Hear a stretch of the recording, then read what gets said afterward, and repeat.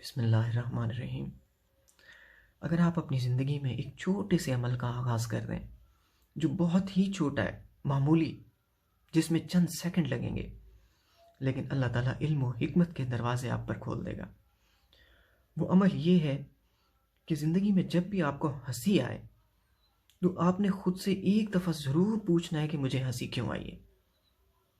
अगर ये वाकई हंसने की बात थी भी तो आखिर ये हंसने की बात क्यों थी?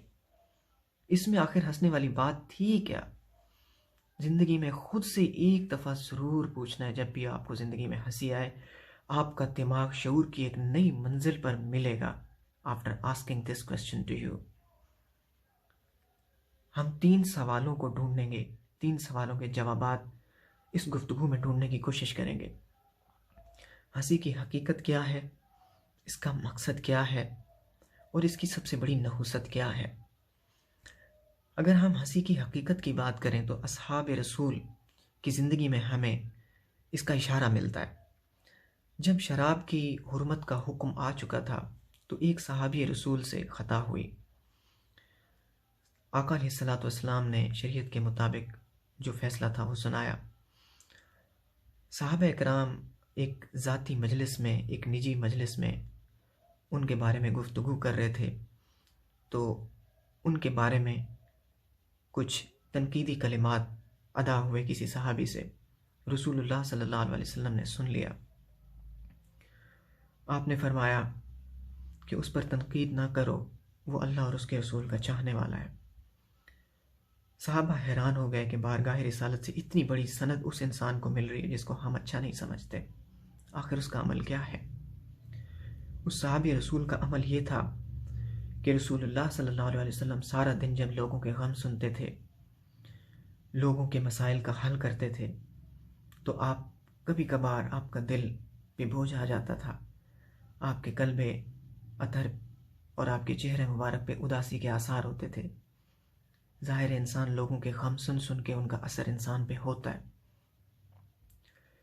तो वो सहाबी रसूल जब आप सल्लल्लाहु अलैहि वसल्लम को उदास होता देखते थे तो वो कोई ऐसी बात इरशाद फरमाते थे कि जिससे आका अलैहिस्सलातु वस्सलाम के चेहरे मुबारक पे खुशी के आसार आ जाते थे, मुस्कुराहट आ जाती थी आप सल्लल्लाहु अलैहि वसल्लम के चेहरे पे।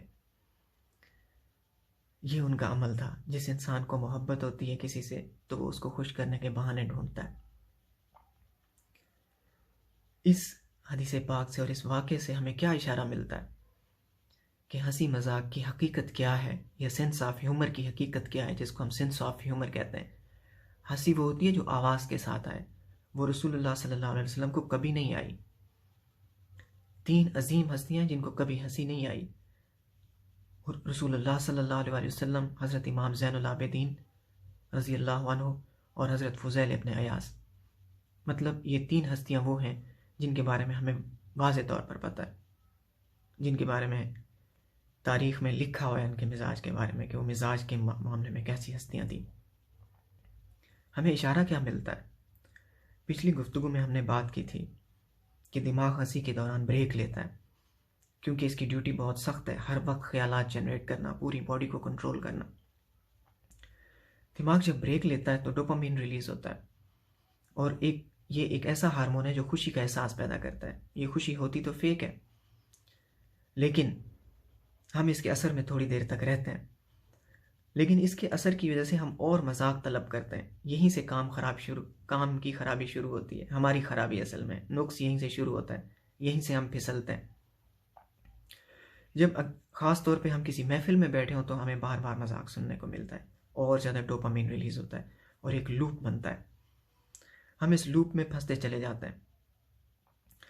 हम और मजाक तलब करते हैं, दिमाग और रिश्वत देता है। हम और मजाक तलब करते हैं, दिमाग और रिश्वत देता है। और हंसी मजाक, महफिल में बैठा हुआ इंसान आम तौर पर बैठे हुए इंसान के मुकाबले में 30 गुना ज़्यादा हंसता है, और हंसी मजाक उसके मिजाज का हिस्सा बनने लगता है। जब हंसी मजाक मिजाज का हिस्सा बनने लगे, यहीं से नहुसत का आगाज होता है। यही वो मकाम है जहां से कहा जाता है कि कहका ना लगाओ दिल मुर्दा हो जाएगा, संजीदगी चली जाएगी। जब दिल मुर्दा होता है, अल्लाह इल्म हिकमत के दरवाजे आप पे बंद कर देगा। आपने कभी सोचा है मुग़लों के बारे में? मुग़लों ने 300 साल बरे सग़ीर पर हुकूमत की है।